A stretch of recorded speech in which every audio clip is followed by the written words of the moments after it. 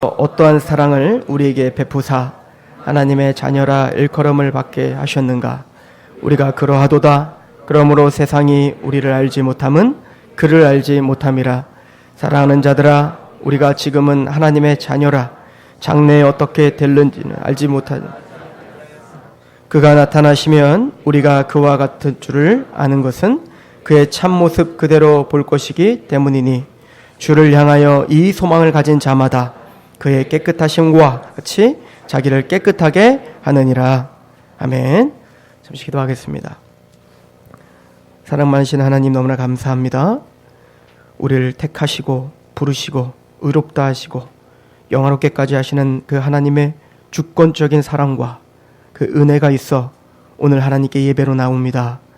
예수 그리스도를, 그 아들을 내어주시기까지 하는 그 열심으로 우리를 회복시키시며 우리를 구원하시며 우리를 완성하실 그 하나님의 크신 사랑 앞에 오늘도 몸둘 바를 모르며 나온 우리의 심령 앞에 하나님이여 겸손하게 하시고 겸허하게 하시옵소서. 특별히 말씀을 전하는 입술을 겸손케 하셔 하나님의 말씀이 말씀답게 선포되게 하시옵시고, 또 그 말씀이 듣고 또한 그 말씀을 마음에 새길 때 그 마음을 열어주시며 귀를 열어 주옵소서. 이 시간 성령 하나님께서 조명하시고 깨닫게 하여 주옵소서. 예수 그리스도의 이름으로 감사하며 기도합니다.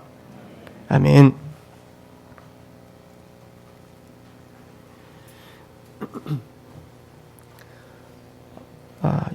요한복음은 구원받지 않은 사람들로 하여금 예수 그리스도가 누구인지를 설명을 하여 그 예수님을 믿게 하는 목적이 있었다면, 요한일서는 이미 구원받은 하나님의 자녀, 그리스도와 연합된 자요, 또 하나님의 사랑에 거하는 자요, 또 그 말씀이 그 속에 거하는 하나님의 백성들에게 너희에게 영생이 있음을 알게 하기 위함이다 라고 사도 요한은 밝혔죠. 그래서 우리는 사도 요한이 쓴 이 요한일서를 통해서 때로는 마음이 무겁고, 또 우리는 그렇게 살 수 없는데, 우리는 그렇게 완벽한 존재가 아닌데, 그런데 하나님의 목적지는 너무 완벽을 요구하시는 것 같아 그냥 낭망되고 또 거기서 멈춰 서고 싶은 그런 마음들이 있는 것을 우리는 지금까지 요한일서 강해를 통해서 느끼게 됐죠. 그러나 우리는 요한일서를 통해 또 사도 요한이 자녀들아, 청년들아, 아비들아 라고 이야기하는 것을 통해서 그 신앙의 단계가 있고, 또 태어난 아기가 막 태어난 아기에게 공부를 시키고 막 태어난 아기에게 일을 하라 하지 않는 것처럼, 태어난 아기는 그냥 젖을 빨고 사랑을 받고 울면 부모가 안아주는 그런 단계가 있듯이, 모든 신앙은 우리가 똑같이 앉아있지만 우리 모두는 신앙의 단계가 다릅니다. 어떤 사람은 이제 막 예수 그리스도를 발견하여 그 기쁨 가운데 예배드리고 있는 사람이 있는 반면, 또 어떤 사람들은 이제는 청년처럼 그 죄와 싸우고 그리고 그 세상과 싸워 승리하고픈 마음이 있는 사람들이 있고요. 또 그 열정을 갖고 싸우지만 뒤돌아봤더니 나는 할 수 없다는 걸 깨달아 그 하나님의 은혜 가운데 더 깊이 있게 나가는, 내가 할 수 없습니다. 나는 오직 하나님만이 나의 모든 길이며 나의 하나님만이 나의 모든 은혜의 방편 되십니다 라고 고백하는 아비된 신앙이 있는 거겠죠. 저는 사도 요한이 오늘 말씀을 통해서 참 감동적인 이야기를 하고 있다라고 생각이 듭니다. 지금까지는 너희가 그리스도 안에 있느냐? 너희가 사랑 안에 거하고 있느냐? 하나님 말씀이 정말 너희 안에 있느냐? 그렇다면 너희가 형제를 미워하지 않을 것이며 하나님의 말씀을 지켜 살 것이며, 그렇게 우리에게 그 목적지를 보여줬다면 그 목적지로 갈 수 있는 그 원동력이 무엇인지를 우리에게 알려주는 것 같아요. 그 3장부터는 이제 사랑에 대해서 더 깊이 있게 논하게 될 것입니다. 3장 1절은 이렇게 말합니다. 보라, 아버지께서 어떤 사랑을 우리에게 베푸사 하나님의 자녀라 일컬음을 받게 하셨는가. 우리가 그러하도다. 그러므로 세상에 우리를 알지 못함은 그를 알지 못함이다. 사랑하는 자들아, 우리가 지금은 하나님의 자녀라. 그죠? 우리는 지금은 하나님의 자녀다라고 이야기를 합니다. 예전에 한 방송국에서 참 수고를 참 많이 해요. 그 다큐멘터리를 하면서 큰 가시고기가 굉장히 이슈가 됐었던 적이 있습니다. 그래서 여러분들도 네이버에 큰 가시고기 사랑 치면 영상들이 나올 텐데, 가시고기라고 하는 종류의 고기가 있다는 거죠. 근데 가시고기의 종류는 굉장히 많대요. 그 중에 큰 가시고기, 이 고기는 보통 이제 그 동물들도 보면 수컷보다 암컷이 훨씬 모성애가 강해요. 그래서 그 우리의 인간의 어떤 그 죄악 때문에 지구 온난화가 시작됐고, 그래서 이 북극에 있는 그 북극 곰들이 그 영상 중에 하나 그런 영상이 있어요. 먹을 게 없고 너무 굶주리니까 그 곰이 새끼 곰을 잡아먹는 장면입니다. 그때 그 엄마 곰은 계속 울면서 그걸 말리지만 어떻게 할 수 없는 그 처절했던 영상이 보여주듯이, 보통 이제 어머니의 사랑이 훨씬 더 크다는 걸 우리는 체험적으로도 압니다. 그죠? 우리는 아빠긴 하지만 우리는 엄마의 사랑이 훨씬 더 크다는 걸 알아요. 아기가 울어도 아빠는 자요. 엄마는 깨죠. 그런데 그 물고기는 좀 다르다고 합니다. 물고기는 왜 다르냐면, 엄마는 산란을 하고 그리고 그 산란해 놓으면 이제 수컷이 와서 또 씨를 뿌려줘야 되는 그 시스템이기 때문에 엄마는 산란해놓고 떠나는 거예요. 그러니까 아빠가 모든 걸 책임지게 되는 겁니다. 그래서 이 가시고기는 이 아빠가 산란을 해서 알이 이제 있는 그 새끼를 이 아빠가 보호를 하게 되어 있는 겁니다. 근데 이 큰 가시고기는 그 알을 부화될 때까지 그 자리를 떠나지 않는데요. 왜냐면 천적들이 와서 알이 먹힐까. 그래서 집을 짓기 시작하는 겁니다. 알이 있는 그것을 나중에 영상 꼭 찾아보세요. 저 오늘 틀까 하다가 안 틀었는데, 그 알을 보호하기 위해서 집을 짓는 거예요. 그 집을 짓기 위해서 계속 왔다 갔다 하면서 집을 짓고, 또 그 알을 누가 먹을까, 또 알이 떠내려갈까 걱정이 돼서 그 자리를 먹지도 않고, 왜냐면 뭔가 잡아먹으러 와야 되는데 그러지 못하고 그냥 그 자리를 계속 일주일이고 지키고 있는 겁니다.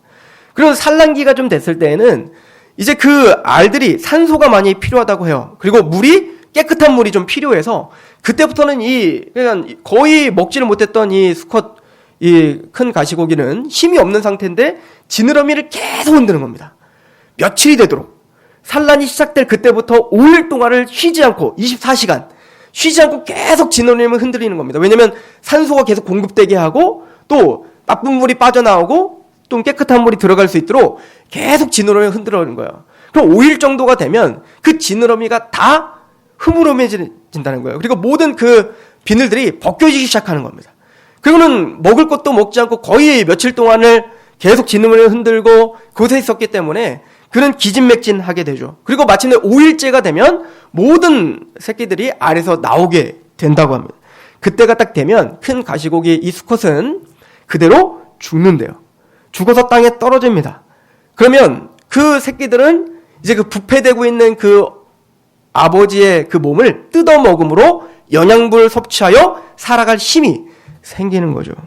저는 그 영상을 보면서 이런 생각을 했습니다. 하나님은 저 깊은 바닷속에 있는 그 미물인데 그 미물에게 어떻게 이런 사랑에 또 이런 어떤 희생을 보여줬을까? 그 방송국이 취재 안 했으면 우린 몰랐을 거 아니에요. 그걸 몇천 년 동안이나 그렇게 살았을 텐데 그렇게 또 그 동물, 그 가시고기뿐만 아니라 수많은 동물들이 또 수많은 자연의 질서 속에서 그런 희생을 통해서 자녀를 살리고 그런 희생을 통해서 생명이 살아나는 일들이 수도 없이 많이 있을 텐데 하나님은 왜 그러한 자연 만물의 질서를 만들어 놨을까? 어떻게 보면 그렇게 처참한 그런 자연의 질서를 만들어 놨을까? 그것을 통해서 우리는 하나님의 사랑을 보게 되더라는 거죠. 즉 하나님은 그렇게 수컷 고기처럼 자신의 모든 것을 다해서 그 자녀를 살리는 것처럼 우리를 그렇게 살리셨고 우리에게 생명을 주셨다는 거 아니겠어요? 이게 요한 사도가 굉장히 강조했던 바입니다. 요한복음 전체가 이 얘기인 거예요. 그래서 예수님이 요한복음에 이렇게 소개하게 되죠. 예수는 우리의 생명의 빛이십니다. 어두운 가운데 하나님을 몰랐던 그들에게 빛이 되시기 위하여 이 땅에 성육신하여 이 땅에 오신 우리의 빛이십니다. 라고 표현합니다. 그분은 선한 목자이십니다. 라고 표현합니다. 그분은 선한 목자시라 음침한 골짜기를 다닐지라도 우리가 해를 도려하지 않는 이유는 그 선한 목자가 반드시 푸른 초장으로 인도하실 그 목적지를 아시고 우리보다 더 지혜로우시고 또 그 사랑으로 우리를 인도하시는 목자시기 때문에 우리는 담대함이 있습니다. 라고 다윗이 말했듯이 예수님은 우리의 그런 선한 목자이십니다. 라고 이야기를 합니다. 예수님은 길이요 진리요 생명이라고 말하죠. 그리고 말합니다. 나는 생명의 양식이다 라고 말합니다. 나는 생명의 떡이다 라고 말합니다. 내 몸이 떡이다. 너희가 나를 먹어야 너희가 살고 내가 찢겨야 너희가 생명을 얻는다. 이것이 바로 십자가의 은혜죠. 나는 생명의 음료다. 내 피를 너희가 마셔야 너희가 영원한 생명을 얻는다. 라고 하시는 것이죠.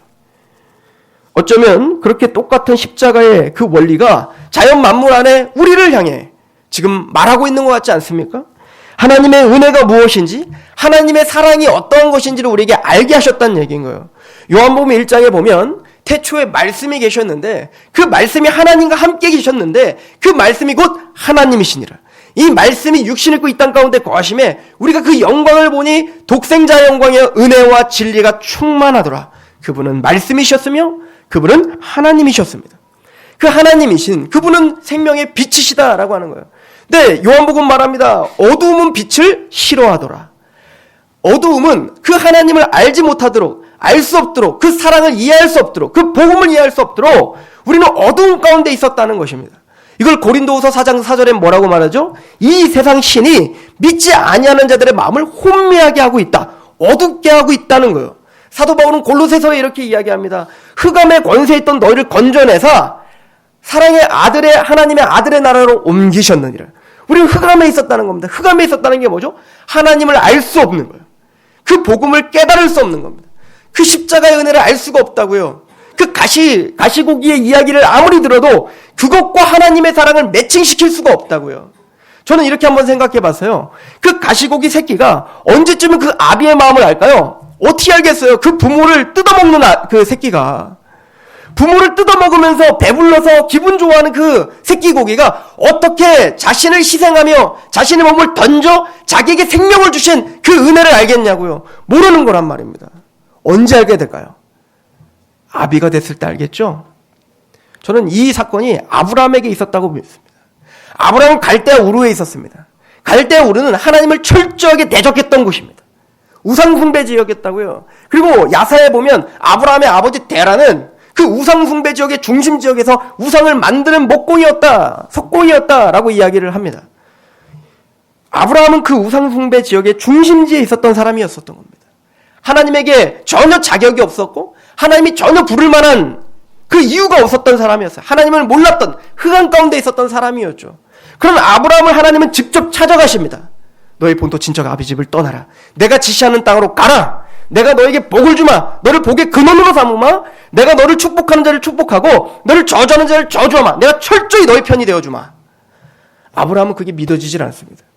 그 가나안 땅에 갔을 때 흉년이 들고 가뭄이 들었을 때 그 하나님을 내팽겨치고 약속의 땅을 버리고 애굽으로 도망갔다고요. 하나님은 아브라함에게 끊임없이 희생하며 아브라함에게 와 아브라함 편을 들어줍니다. 그 바로에게서 건져주신단 말이에요. 그 애굽에서 건져주시고 다시 가나안 땅으로 돌아오게 합니다. 하나님이 계속 약속을 하시죠. 내가 씨를 주마, 아들을 주마, 네 사라를 통해서 난 아들을 주마. 아브라함은 끊임없이 그 약속을 자신의 아집으로 배격합니다. 하나님 그러지 마시고 내 종 이스마엘이 있는데 엘리에셀이 있는데 그 엘리에셀로 대신합시다. 내가 어떻게 이 늙은이가 어떻게 아이를 낳습니까? 믿을 수가 없습니다. 하는 거예요. 아니다. 나는 그 사라를 통한 그 아들을 통해서 이 유업을 이을 거야. 그랬더니 하나님 그 하갈과 난 그 종과 난 그 이스마엘 내 자녀라고 했으니까 이 이스마엘로 하시죠. 아니다. 나는 사라를 통해서 하겠다. 비웃죠. 하나님을 비웃는단 말이에요. 사라도 그 얘기를 듣고 비웃어요. 그들은 비웃었지만 하나님은 마침내 이삭을 주십니다. 마침내 창세기 20장에 하나님 앞에 그 약속을 나는 하나님의 약속에 성실하지 못했는데 하나님은 성실하게 그 약속을 지켜주시어 마침내 약속을 성취시켜 주시죠. 그러면 기쁨의 웃음을 얻습니다. 그때 이삭은 조금씩 깨달았을 겁니다. 아브라함은 하나님이 도대체 누구실까? 하나님은 이 믿음 없는 나를, 하나님을 대적하는 나를 왜 포기하지 않고 나를 끊임없이 인도하시고 데리고 가시는 거지? 도대체 하나님의 사랑이 뭐지? 그 믿음의 정점의 사건이 이루어집니다. 자기 아들인 이삭을 바치라는 거예요. 충격적인 사실이죠. 100세 때 낳은 아들입니다. 하나밖에 없는 아들입니다. 게다가 하나님의 약속의 자녀인 아들입니다. 그런데 그 약속의 자녀를 죽이라는 겁니다. 제물로 바치라는 겁니다. 아브라함은 하나님의 언약을 믿음으로, 그러나 이 아들을 통하여 이 약속이 이루어진다고 했으니 만약에 이 아들을 내가 죽이더라도 하나님 다시 살려주겠지 라고 하는 믿음을 갖고 있었습니다. 이 히브리서 11장의 믿음이에요. 그래서 아브라함은 그때 아들을 바쳤고 하나님은 그 아들을 돌려주셨습니다. 아브라함은 무엇을 느꼈을까요? 하나님은 이 언약의 자녀를 통해서 복의 통로로 사용하실 것인데 그 언약이 이루어질 때 아비된 마음을 깨달았을 겁니다. 자기 아들을 내어주는 그 고통이 무엇인가, 자기 아들을 찢을 수밖에 없는 그 고통이 무엇인가를 아브라함은 철저히 알았을 거라고요. 그리고 아마 아브라함은 하나님의 마음을 알았을 것입니다. 하나님이 계획하신 구원이라고 하는 것, 하나님이 계획하신 생명을 주는 방편이라고 하는 것이 그냥 하나님이 약속하고 하나님 주시겠다, 예 주십시오, 그리고 그냥 빈손으로 받고 할렐루야 하고 끝나는 게 아니라 우리 차원에서는 은혜요, 우리 차원에서는 공짜요, 우리 차원에서는 하나님의 자비이지만 하나님 차원에서는 어마어마한 대가 지불을 통한, 어마어마한 희생을 통한 우리에게 주시는 약속이었군요를 아브라함 그 마음을 통해, 그 인생을 통해 고백했을 거란 얘기인 거예요. 하나님은 이렇게 우리에게 깨닫게 하십니다. 호세아서 보십시오. 호세아도 우리가 자주 얘기하지 않았어요? 하나님이 이스라엘 향한 메시지를 주실 때 그 하나님을 대적하는 이스라엘, 하나님은 호세에게 말하죠. 그들이 하나님을 아는 지식이 없으므로 망한다 하는 거예요. 하나님을 아는 지식이 없습니다. 흑암의 권세에 있기 때문에 그렇습니다. 하나님이 우리를 어떻게 사랑하시는지, 하나님이 우리를 어떻게 그 은혜와 자비로 우리를 불러주시는지를 이해할 수가 없습니다. 하나님은 호세아에게 창녀 고멜을 통해서 결혼하게 하죠. 그 사랑하는 아내를 돈을 주고 사왔어요. 근데 그 아내는 다른 남자 품에 또 안기는 겁니다. 돈을 주고 또 사옵니다. 또 다른 남자 품에 안깁니다. 돈을 주고 또 사옵니다. 또 다른 남자 품에 안깁니다. 그 마음이 찢어졌겠죠? 여러분들 상상만 해도 싫지 않아요? 너무너무 화가 나지 않겠습니까? 쓰라리지 않겠냐고요. 하나님은 그럴 때 호세에게 말하는 거예요. 그 마음으로 선포하라는 겁니다. 내가 그 마음이라는 거예요. 내 사랑하는 자녀들을 부르고 또 부르고 또 불렀는데 세상으로 또 가고 또 가고 나를 대적하고 대적하더라는 거죠. 이게 하나님의 희생인 거예요. 하나님은 그렇게 그 인생을 통해서 하나님의 사랑이 무엇인지를 깨닫게 합니다. 여러분들은 아닙니까? 자녀를 키우면서 우리는 하나님을 조금 이해할 수 있습니다. 말을 죽어도 안 듣는 그 자녀, 때려도 안 듣고 뭐라고 해도 안 듣는 그 자녀, 저희 자녀만 그런가?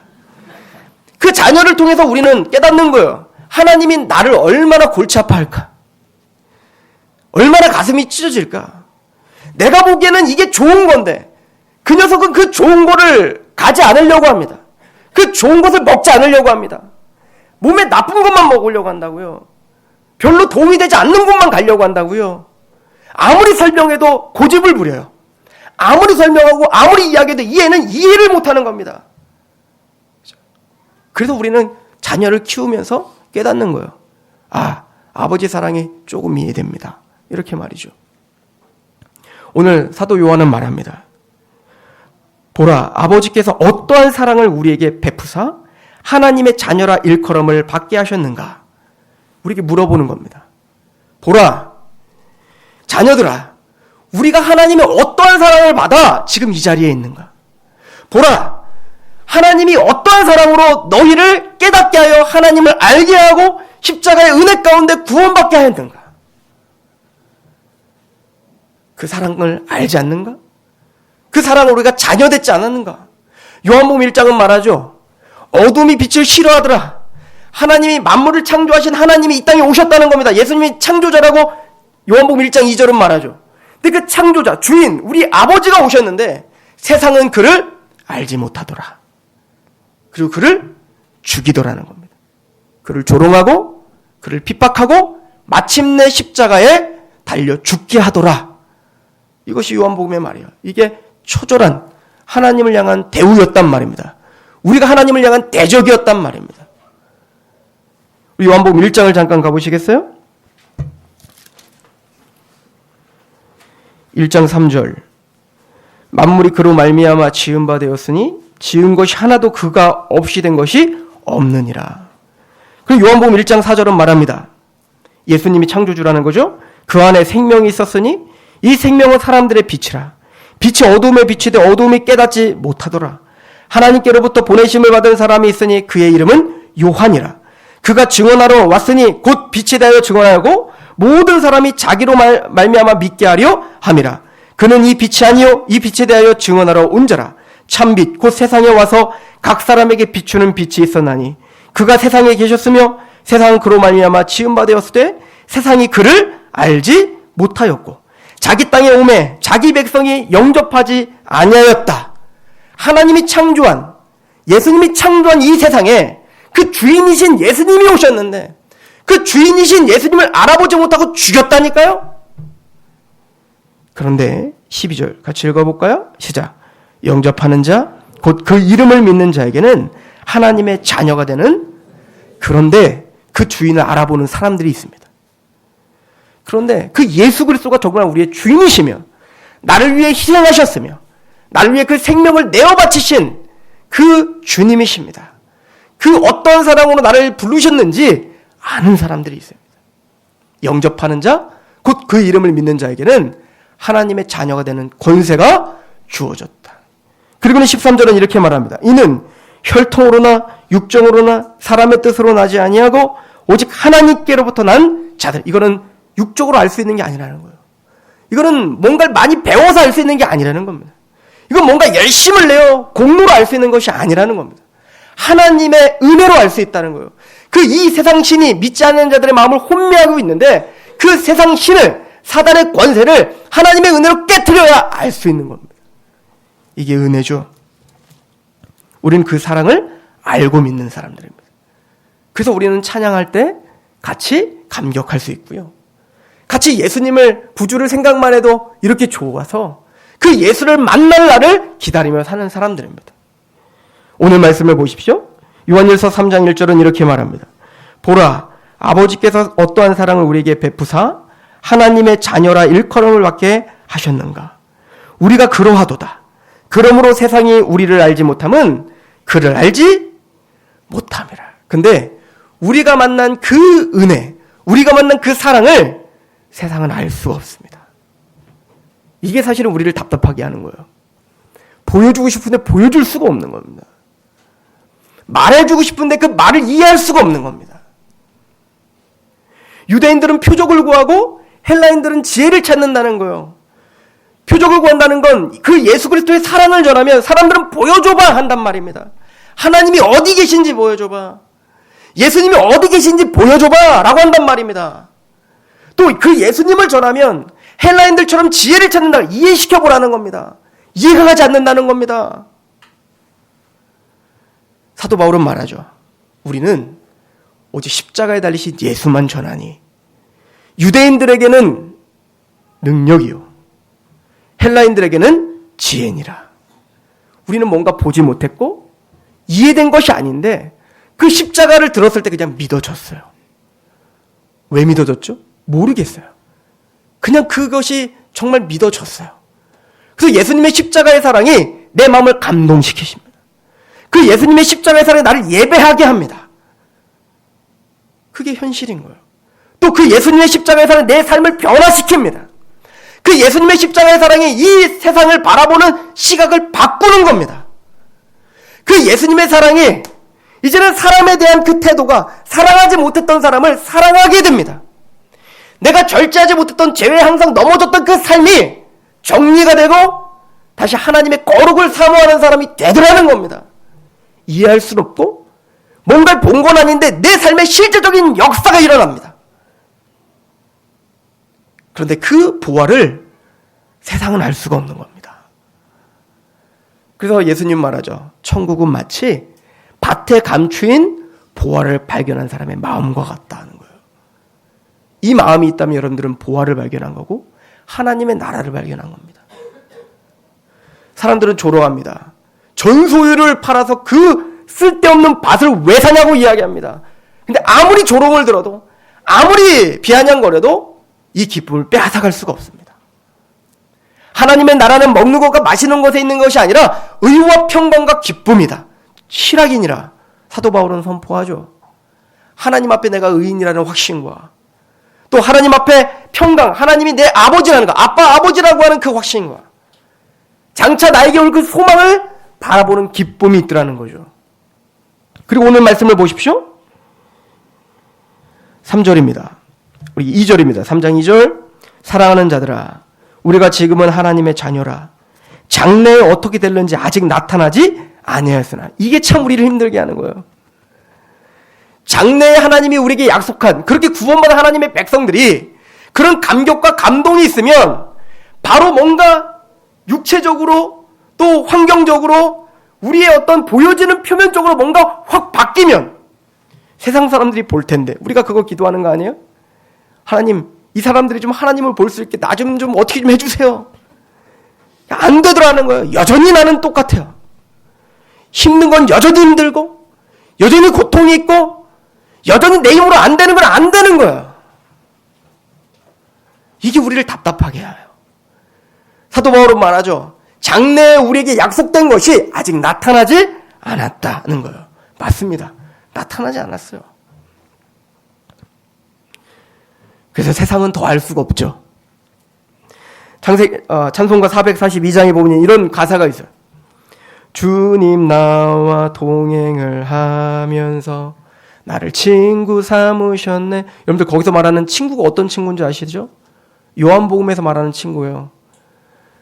친구를 위해서 목숨을 내어 바치는 친구가 가장 소중하다는 거예요. 근데 나는 너희를 위해서 목숨을 바친 친구다 라고 한 고백을 이 찬송가를 지은 사람은 고백하고 있는 겁니다. 주와 내가 동행을 하면서 주님이 나를 친구 삼아 주셨네. 자신의 몸을 희생하며 나를 구원시켜 주셨네. 나는 그래서 하나님과 동행하는 친구네. 우리 서로 받은 그 기쁨을 알 사람이 없도다. 근데 이걸 알 사람이 없는 겁니다. 나만 아는 비밀인 거예요. 정말 그 하나님을 경험한 나만 아는 겁니다. 그리고 하나님이 우리에게 약속한 것이 있습니다. 3장 2절 다시 한번 보시면, 사랑하는 자들아, 우리가 지금은 하나님의 자녀라. 장래에 어떻게 될는지 아직 나타나지는 아니하였으나 그가 나타나시면 우리가 그와 같을 줄을 아는 것은 그의 참모습 그대로 볼 것이기 때문이다. 분명한 건 우리가 마지막 날 예수 그리스도를 만날 때 그렇게 영접하는 자, 곧 그 이름을 믿는 자들에게는 세상 사람들은 어디 있냐? 네가 믿는 하나님이 어디 있냐? 네가 믿는 복음이라는 게 뭐냐? 십자가가 뭐냐? 내가 설명할 수 없고 보여줄 수 없지만 그 실체가 정말 나를 변화시킨다. 그 복음이 나를 감동시킨다. 그 복음 때문에 내가 오늘 호흡하며 산다라고 하는 우리들에게 장차 주어질 언약은 분명한데, 마지막 날 그 예수를 바라볼 때 그 예수님의 형상처럼 우리가 될 거라는 거예요.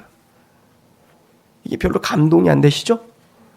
우리 데살로니가 후서를 봅시다. 데살로니가 후서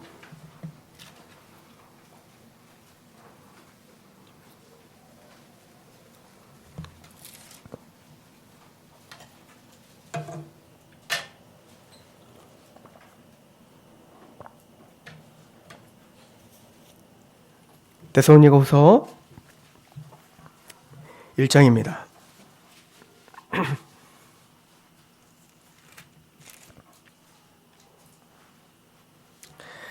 1장 8절에 하나님을 모르는 자들과 우리 주 예수의 복음에 복종하지 않는 자들에게 형벌을 내리시리니, 분명한 약속이죠. 하나님의 복종치 않는 자, 영접지 않는 자들에게는 형벌이 있다. 이런 자들은 주의 얼굴과 그의 힘의 영광을 떠나 영원한 멸망의 형벌을 받으리로다. 그러나 10절, 그날에 그가 강림하사 그의 성도들에게서 영광을 받으시고 모든 믿는 자에게서 놀랍게 여김을 얻으시리니, 이는 가로치고 우리의 증거가 너희에게 믿어졌다. 이미 영접했다. 믿었다. 그 예수를 믿었다. 아무도 조롱하고 아무도 그 예수를 영접하지 않는 그 상황 속에, 아무도 그 예수님이 왕이시며 창조자며 그분이 나를 위해서 십자가에 죽으신 유일하신 구원자라고 하는 것을 믿지 않고 농담으로 여길 때 우리는 믿었습니다. 그 예수를 영접했습니다. 그 왕이 반드시 도래할 것이고 그 왕의 나라가 반드시 세워질 걸 믿고 영접하고 순복했습니다. 그랬다면 그날에 그가 강림하사 그의 성도들에게서 영광을 받으시고 모든 믿는 자에게서 놀랍게 여김을 얻으시리라. 이 놀랍게 여긴다라고 하는 이 단어가 싸우마조라는 단어예요. 헬라어의 싸우마조. 싸우자는 얘기가 아니에요. 싸우마조라는 단어는 정말 놀라운 겁니다. 깜짝 놀라는 겁니다. 여러분들, 구원받은 사람들은, 초대교회 사람들은 정말 예수님의 강림을 기다리며 살았어요. 마라나타가 인사였지 않습니까? 계시록에 보면 마지막 인사가 뭐죠? 예수여 어서 오시옵소서. 이게 마라나타예요. 초대교회 사람들은 이 고통과 고난 속에서도 인내를 버리지 않고 끊임없이 믿음을 지키며 살 수 있었던 이유는 예수님의 이 강림을 기다렸다고요. 예수님의 이 재림을 기다렸다고요. 근데 그 예수님의 재림을 기다렸던 이 성도들이 얼마나 많은 상상을 했을까요? 와, 예수님이 오시면 얼마나 예수님이 아름다울까? 예수님이 얼마나 놀라울까? 예수님이 얼마나 영광스러울까? 여러분들, 그 예수님을 직접, 그 영광스러운 예수님을 직접 봤던 사람이 있죠. 부활하신 예수님, 승천하신 예수님을 직접 봤던 사람이 있어요. 바로 사도 요한입니다. 이게 요한계시록에 나와요. 하나님이 반모섬에서 유배당하여 예수님을 믿는 것 때문에 유배당했던 그 사도 요한에게 하나님은 계시를 통해서 예수님의 그 영광스러움을 보여줬죠. 요한이 어떻게 했는지 아십니까? 기절하는 자처럼 됐더라. 죽은 자처럼 됐더라. 그 영광스러움을 감히 볼 수가 없었던 겁니다. 너무 영광스러워서. 그래서 그렇게 바라고 소망했던 그 성도들조차 그 예수를 바라볼 때 깜짝 놀라는 겁니다. 이렇게 놀라울 수가. 이렇게 영광스럽고 이렇게 아름다울까. 우리가 상상할 수 없는 그 아름다움과 영광스러움과 그 위엄스러움이 그 예수 그리스도의 형상이에요. 그걸 통해서 우리는 깜짝 놀라게 될 것입니다. 그런데 보십시오. 계속 읽어볼까요? 11절. 이러므로 우리도 항상 너희를 위하여 기도함은 우리 하나님이 너희를 그 부르심에 합당한 자로 여기시고 모든 선을 기뻐함과 믿음의 역사를 능력으로 이루게 하시고 우리 하나님과 주 예수 그리스도의 은혜대로 우리 주 예수의 이름이 너희 가운데 영광을 받으시고 너희도 그 안에서 영광을 받게 하려 함이라. 그날에 우리를 통해서 예수님이 그 깜짝 놀랄 만한 그 찬양과 경배로 영광 받으실 뿐만 아니라 그 영광 중에 누구도 함께 거하게 하겠다? 우리도 함께 거하게 하겠다. 사도 요한은 그 얘기를 하고 있는 겁니다. 마지막 날 우리가 그 영광스러우신 예수의 모습으로 변화될 거라는 겁니다. 오늘 말씀을 보십시오. 초대교회 성도들은 이 소망 때문에 오늘 하루를 살았습니다. 이 소망이 압도하는 그 마음으로 그 고난을 이겨냈습니다. 그래서 3장은 이렇게 말합니다. 3장 2절 다시 보시면 요한일서 사랑하는 자들아 우리가 지금은 하나님의 자녀라. 장래에 어떻게 될는지 아직 나타나지 아니하였으나 그가 나타나시면 예수님이 재림하시면 우리가 그와 같을 줄을 아는 것은 그의 참모습을 그대로 볼 것이기 때문이다. 그 예수님의 영광스러움을 대면하게 될 것입니다. 그리고 그때 깜짝 놀랄 겁니다. 나의 모습이 그 영광스러운 모습과 동일하게 되어 있다는 것으로. 그리고 3절은 이렇게 말합니다. 이 소망을 가진 자들이 어떻게 살죠? 같이 읽어봅시다. 시작. 주를 향하여 이 소망을 가진 자마다 그의 기뻐하심, 자기를 깨끗하게, 정말 이 소망을 갖고 있는 사람은 오늘이라는 날에 그 거룩하신 예수님처럼 우리도 닮아가기를 소망하게 되어 있습니다.